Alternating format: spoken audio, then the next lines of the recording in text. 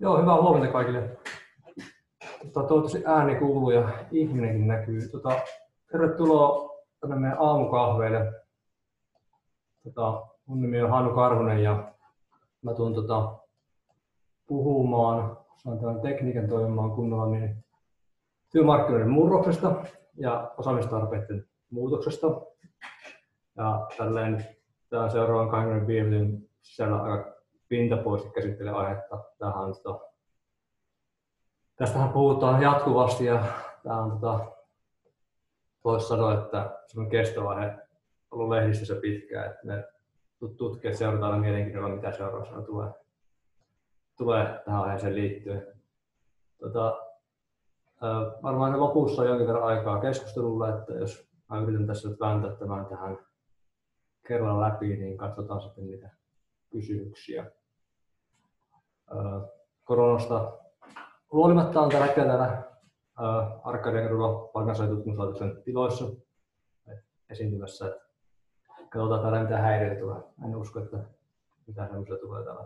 Eikä muita ihmisiä oikein ole. Mutta tuossa kun noita ihmisiä saattaa olla sisään, niin mä lähden menemään eteenpäin.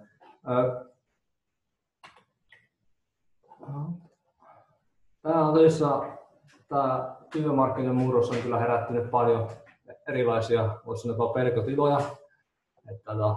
Meitähän on peloteltu lehdistössä, että robotit vievät meidän työpaikat ja kaikki on tosi huolissaan ja tuntuu todissa, että mistä niitä robotteja tulee. Että välillä todissa tulee mieleen tämmöinen Terminator-elokuva, että nyt on kyllä katastrofi edessä. Mutta eihän tämä ihan näin synkkää ole. Toki meillä on sitten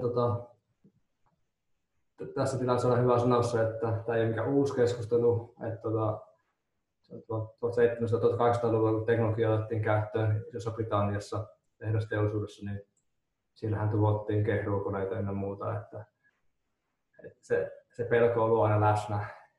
Ja osittain se varmaan on perusteltua, mutta suurilta osin se on semmoista aikamoista hypetystä. Ja se ehkä se yksi viesti, mitä minä sitten sanon, on se, että terveyskeptisyys ehkä näidenkin asioiden suhteen on ihan hyvä. No, meillä on sitten valtiovalta on lähtenyt tähän muutokseen nyt aika nopeasti liikenteeseen, että valtiovalta on tehnyt valtavan määrä erilaisia selvityksiä. Että jos olette katsonut, tuossa 18 tuo toinen osa, niin nämä valtioneuvoston tulevaisuusselonteot, niissähän käydään erittäin pitkästi läpi näitä mahdollisia muutoksia ja miten valtiovallan pitäisi näihin nyt niin proaktiivisesti tai reagoida jollakin aikavälillä ainakin.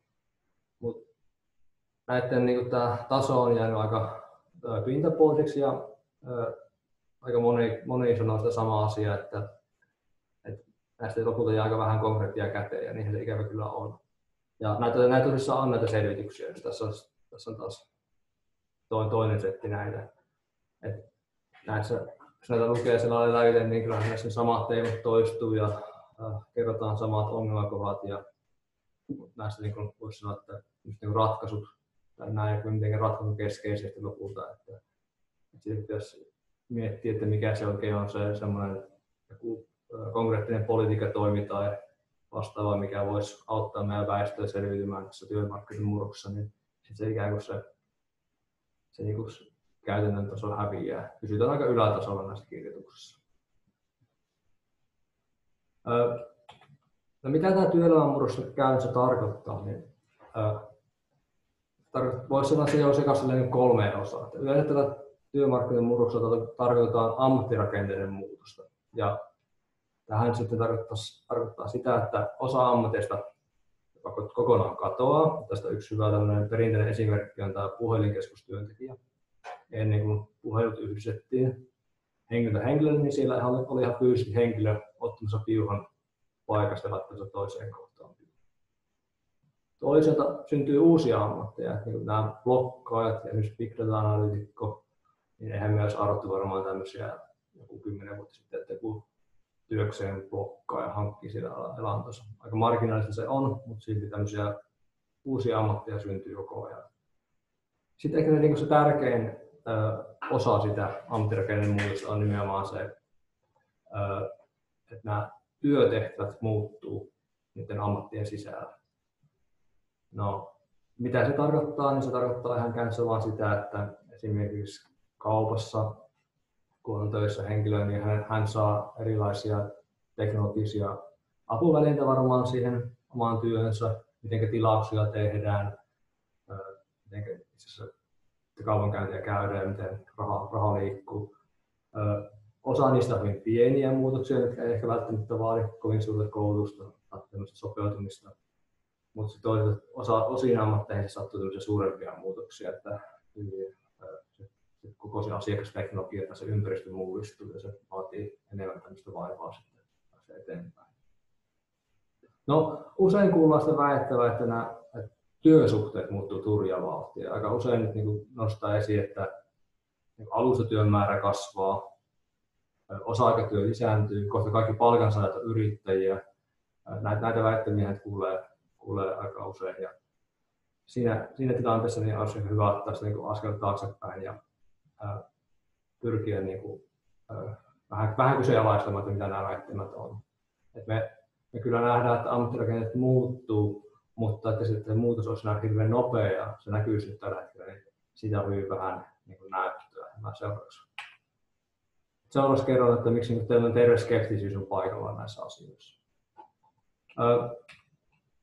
Tässä on kuvaa suhteellisen tuoreesta tutkimusta, Perimaattuuskin tutkimusta, joka tutkii niin ammattirakenteiden muutosta yli ajan 70-luvulta lähtien. Ja tässä nyt niin on nämä työllisyysosuudet on niin jaettu kolmeen eri ryhmään. On abstraktia työtä, palvelutyötä ja rutiininomaista työtä. Tuo rutiininomainen työ on vähän niin kuin siis tehtaassa nostamassa palikoita pisteestä A pisteeseen B. Niin mitä tästä nähdään, kun katsotaan työllisyysosuuksia, on se, että meillähän on nämä ammattirakenteet muuttunut jo pitkään yli ajan. Ja nyt miksi tuo loppuu 1970 tämä kuva on se, että meillä ei ole kovin tarkkaa dataa sitä ennen. Mutta tässä kun katsotaan 70-luvulta lähtien tätä ammattirakenteen muutosta, niin voisi jopa sanoa, että se muutos on ollut nopeampaa aikaisemmin, 70-90-luvun välillä. Ja nyt jos vähän tätä asiaa niin pohtii ja miettii, niin ehkä se on ollut, että ne muutokset silloin aikaisemmin on ollut aika dramaattisempia tiettyjä ammattikuntia kohdalla. Esimerkiksi kyllähän, jos katsotaan metsäteollisuutta, niin onhan se aika huomattavasti muuttui nimenomaan tuon ajanjaksona, kun otettiin teknologiaa käyttöön siinä, että miten puuta korjataan metsästä ja kaikennäköinen tämmöinen puun käsittely aika lailla jalostui. Mikä tässä on silmiinpistävää, että tässä 2010-2014 välillä, missä oikeastaan pitäisi näkyä jo aika paljon se meidän niin kännyköiden ja muiden apuvälineiden vaikutus, niin ei me nähdä mitään valtavaa piikkiä, että yhtäkkiä nuo rutiininomaiset työt häviäisi. Tai toisaalta, että joku abstrakti työ räjähtäisi, sen osuus kasvaisi valtavaa vauhtia. Me nähdään tämmöinen pitkä trendi, mikä on jatkunut vuosikymmeniä oikeastaan tässä. Ja tähän nyt vaan haluaisin näyttää, että me on alleviivata, että me ei puhuta mistään tämmöistä kuin äkkinäisistä muutoksista. No, mutta toisaalta sitten se, että tämmöisiä muutoksia on vähän vaikea lähteä vastustamaan, koska nämä kulkee eteenpäin kuin junaan. Kyllä muutos on vähän pysyvää tämän perusteella. No sitten aika usein sanotaan, että alustatalous on juttu, että kaikki on kohta alustalla. No, tälläkään hetkellä tämä ei oikein pidä paikkansa tilastojen valossa. Että jos me katsotaan työvoimatutkimusta vuodelta 2017, niin noin 0,3% työllisistä ansaitsi vähintään 1/4 ansioista. Se on aika vähän. Ja tähän vielä luetaan mukaan tämmöisiä asioita, kuten jos tori.fissä myy jotain tavaraa eteenpäin. Eli ottaen huomioon, miten paljon puhutaan jostain alustataloudesta Suomessa, niin nämä on erittäin pieniä, hyvin marginaalisia asioita meidän työmarkkinoilla. Tervetuloa skeptisyyttä tässä haluaisin tähän keskusteluun lisää. Ja meidänkin omissakin keskusteluissa. Hyvin pienestä asiasta puhutaan. Sitten sanotaan, että tosissaan osa-aikaisten ja määräaikaisten osuus kasvaa hurjaa vauhtia. No sekään nyt ei pidä paikkansa. Meidän työmarkkinoilla osa-aikatyötä tekevien osuus työllistä on kyllä pitkässä ajassa kasvanut tasaisesti, mutta hyvin hitaasti. Tähän muun muassa tämä voi myös selittää se, että meillä on tosi paljon opiskelijoita itse asiassa samalla tavalla osuus kasvanut hyvin ajan ja he tekevät aika paljon osa-aikatyötä. Mutta sitten katsotaan noita palkansaajien määräaikaisia työsuhteita tuossa oikealla puolella, niin aika vaikea tuosta löytää mitään tämmöistä kovin suurta trendiä siihen suuntaan, että kaikki työsuhteet on määräaikaisia. Ja tässä ehkä hyvä niin vielä alleviivata se, että näistä asioista kyllä varmaan saa tämmöisiä aika trendikkäitä uutisjuttuja, kun poimii yksittäisiä ihmisen tarinoita ja kertoo näistä, että miten työsuhteet on määräaikaisia, mutta se ei kyllä näy tilastoissa. Ja itse asiassa on hyvin vaikea niin löytää mitään todistusaineistoa sille, että nämä meidän työmarkkinat olisivat mitenkään nopeasti mihinkä suuntaan muuttumassa. Toki taustalla on tämä iso kuva, se trendi, mikä menee eteenpäin, että meidän ammatit muuttuu ja ammattirakenne muuttuu. No mitäs meillä sitten tämä viimeisin tutkimustieto oikein sanoo? No se sanoo vähän samaa, mitä mä äsken tuossa yritin epätoisesti kuvailla. No, tämä kirjallisuus toki on ennen koronaa. Vähän vaikea arvioida, miten tämä korona muuttaa tätä maailmaa, mutta palataan viime kevääseen ennen kuin korona iski päälle, niin kuva oli se, että alustatalouden kasvu on sen vaikutus ja sen niin rooli työmarkkinoilla on huomattavasti pienempi monen arvion mukaan. Ja aika semmoinen yhtenevä kuva on tullut siitä tämmöinen uuden teknologian käyttöönotto, robottien käyttöönotto, niin ei sen ole havaittu lisää työttömyyttä. Ja tuo Matsusin kotimainen paperi tosissaan näyttää sitä, että Suomessa tämä ammattirakenne muutos on ollut semmoinen jatkuva tila, ja mitä se itse asiassa on tehnyt, niin se on puskenut työntekijöitä ammattirakenteessa ylöspäin. Toki sieltä osa on poistunut eläkkeelle ja vastaavaa, mutta se, että se yleisin tarina on kuitenkin se, että jos tämän muutoksen myötä ammatit häviää, niin henkilö kuitenkin onnistuu uudelleen kouluttautumaan tai siirtymään parempaan ammattiin ylöspäin, etenemään uralla eteenpäin. Ja se on sinänsä aika lohdullinen havainto, että ei tämä niin vakava tämä tilanne ole ollut tässä meillä viime vuosikymmenellä, että meillä on niin hyvä tämä institutionaalinen järjestelmä Suomessa, niin hyvä koulutus. Meillä nämä siirtymät ylöspäin tällaisen shokin jälkeen uralla eteneminen on ollut mahdollista. No, mihin ne ongelmat sitten liittyy? Niin ne liittyy nyt nimenomaan sen työvoiman ja talouden sopeutumiseen. Ja tästä on olemassa jonkin verran kirjallisuutta. En lähtenyt sitä listaamaan tähän, mutta on havaittu, että sellaiset niin alueet ja yritykset ja totta kai sitä kautta totta kai myös työntekijät, niin ne kärsii, jos tämmöistä uuden teknologian käyttöönottoa jarrutetaan.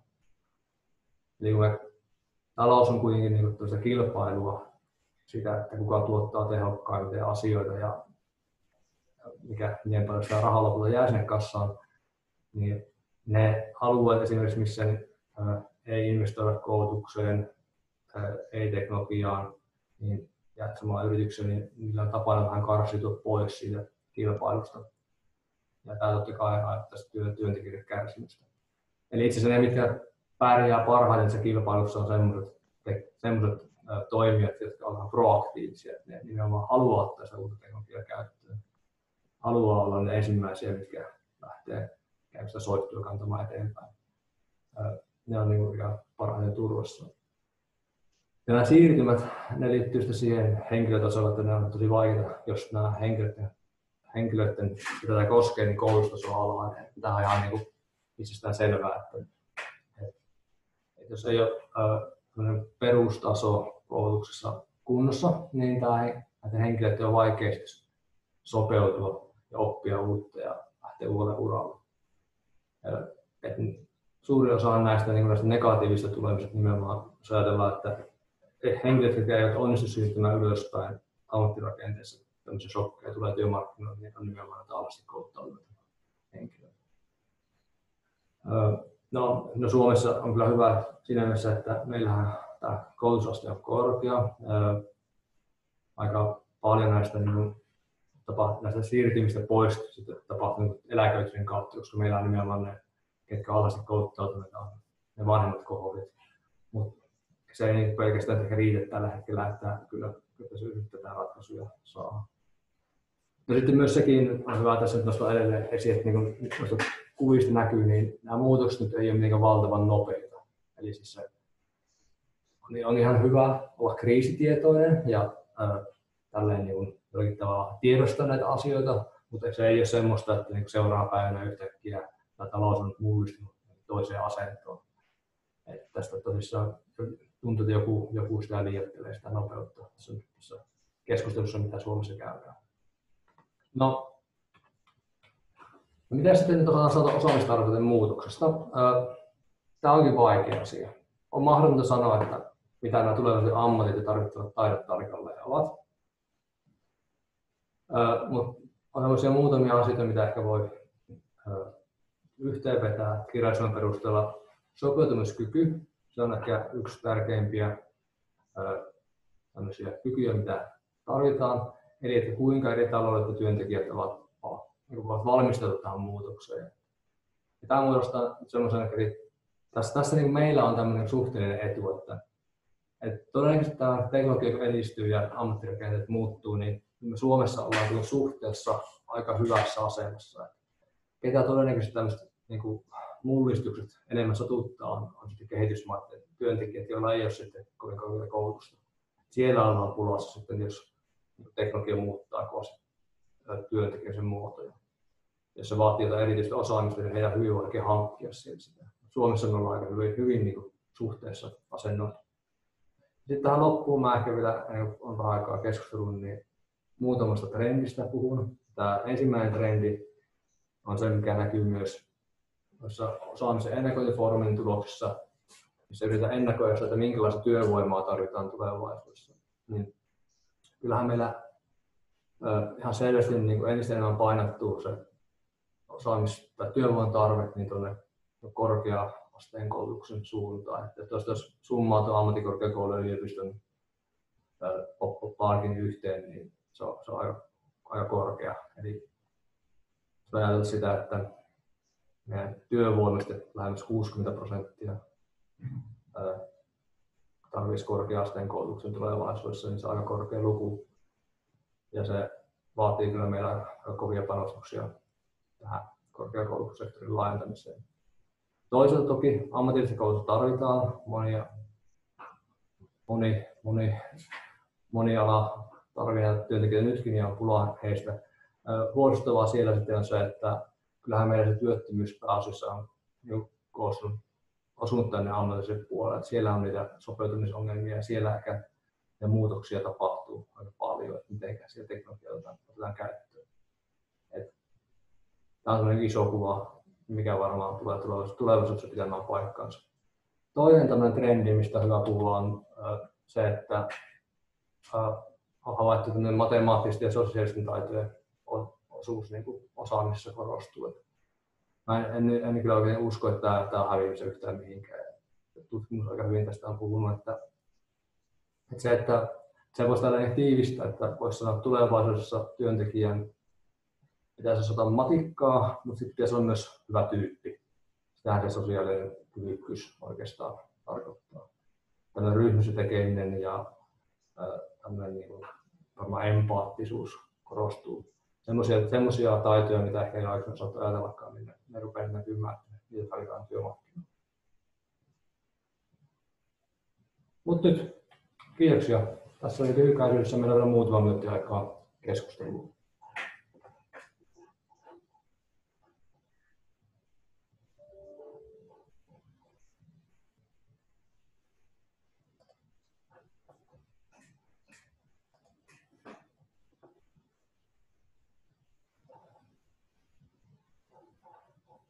Oliko kellään kysymyksiä?